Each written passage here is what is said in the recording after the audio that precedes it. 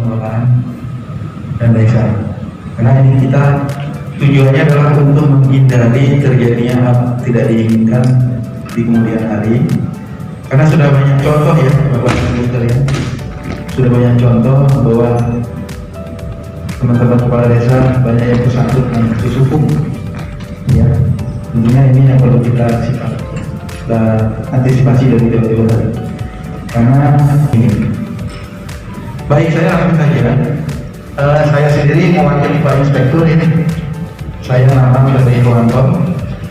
Saya adalah sebagai Inspektur Pembantu Wilayah 4 di Inspektorat Kabupaten Karawang. Oke, lanjut. Nah ini ya mungkin yang perlu Bapak dan Ibu ketahui terkait dasar hukum ya.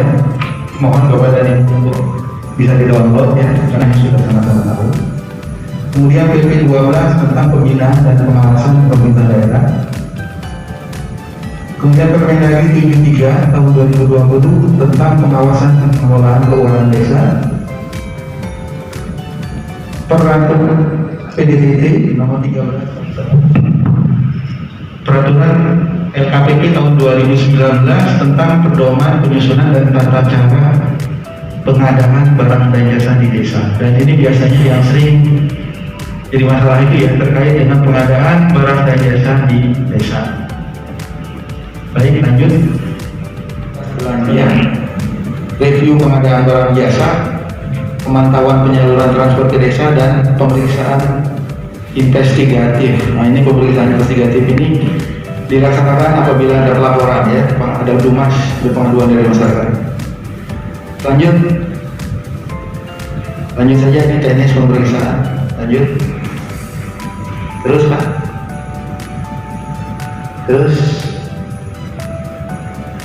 saya fokus ke tindak lanjut. Kembali lagi Pak, satu. Nah ini tindak lanjut hasil pengawasan.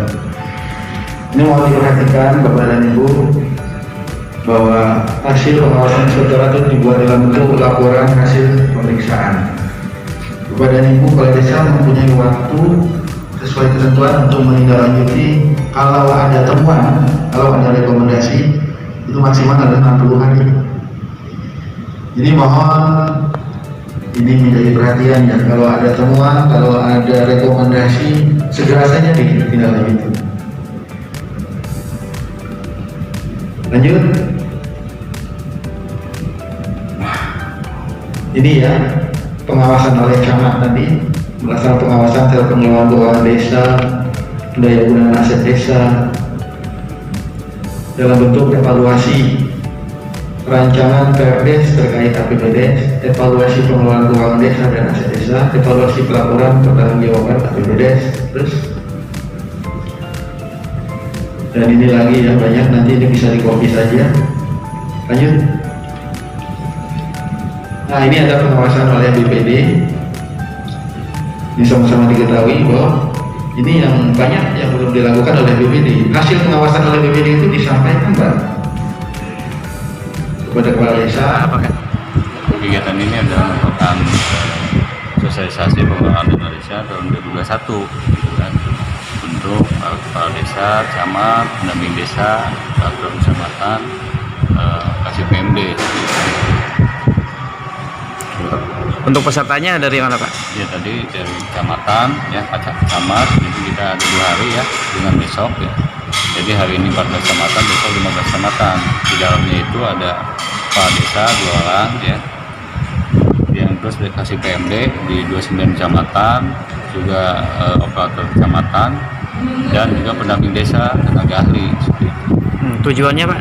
Tujuannya untuk kami lebih mengkoordinasikan dalam rangka pelaksanaan pengelolaan dana desa tahun 2021 dengan dinas-dinas terkait juga memberikan pemahaman gitu kan, sehingga diharapkan dana desa ini tepat sasaran oleh pemerintah desa digunakan sesuai dengan ketentuan. Narasumbernya dari mana pembicara Pak? Ya, narasumbernya ada dari Universitas Radikal ya, sebagai bentuk kita juga warning lah pada pemerintah desa untuk betul-betul tadi menggunakan dana desa sesuai dengan ketentuan. Dari kejaksaan ada, dalam hal ini diwakili oleh Sintel, terus dari unsur konservasi oleh Pikor, terus dari KPPN ya sebagai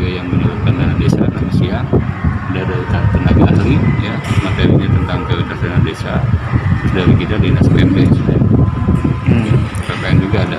Pak, ada ketentuan yang baru nggak di penyaluran atau dana desa tahun 2021 Ya tetap kalau tahapan sesuai dengan Permendes dan PMK itu 3 tahap ya, tahap 40, 40, 20. Nah ini ada yang baru juga khusus buat desa mandiri itu 2 kali. 2 kali apa Pak? 2 kali pencairan, ya, 60, 40. Ya, nah ini mulai diterapkan tahun ini. Jadi kita di starter desa itu ada istilahnya indeks desa membangun ya. Kita ada yang mandiri 4 desa itu Bisa mana? pencairan dana desanya itu ada 4. Ya, Ada 2 kali. Ada 2 kali pencairan. Desa mandiri? Desa mandiri apa ya, Pak? Desa Duren, Ari, terus Rumang Jaya, Lemah Abang, Desa Lemah Abangnya dan Desa Tragesar. Itu terpilih karena terbaik atau gimana Itu sehingga karena menyatakan tadi, indeks desa membangunnya dia startnya bagus paling indikatornya. tinggi Paling itu kan bagus. ada tertinggal, terus ada berkembang, ada maju, ada mandiri. Tertinggal ada 24 desa itu sama dengan yang lainnya. Ya. Seperti itu.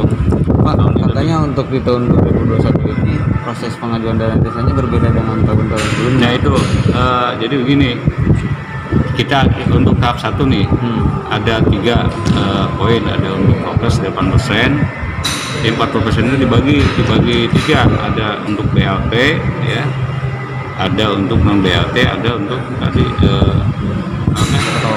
pandeminya ya, pandemi. penanganan COVID? Katanya Ya, ada 8%. batas pengajuan juga katanya Pak, ketika misalkan di batas tertentu itu nggak bisa mengajukan si desa itu.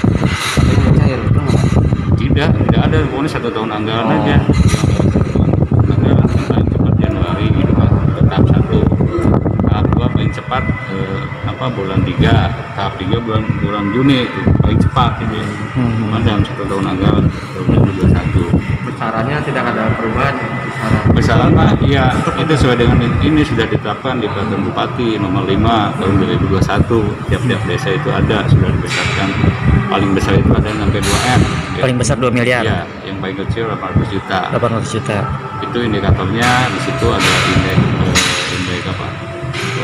Ada alokasi afirmasi, ada alokasi dasar, ya, alokasi permulaan, ada 4 indikator itu.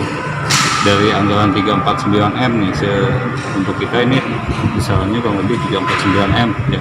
Pernah dimuat dulu ya. Yang tahun sekarang 2021 349M.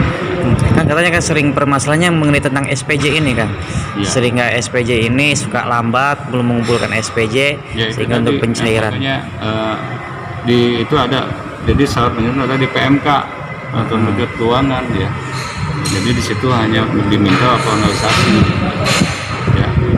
Jadi ini tahap 1 itu hanya persyaratannya APBDes ya. Tahap 2 itu finalisasi tahun sebelumnya ya. Tidak mensyaratkan SPJ untuk penyaluran gitu ya. Tapi itu menjadi tanggung jawab desa. Jadi itu. Ya.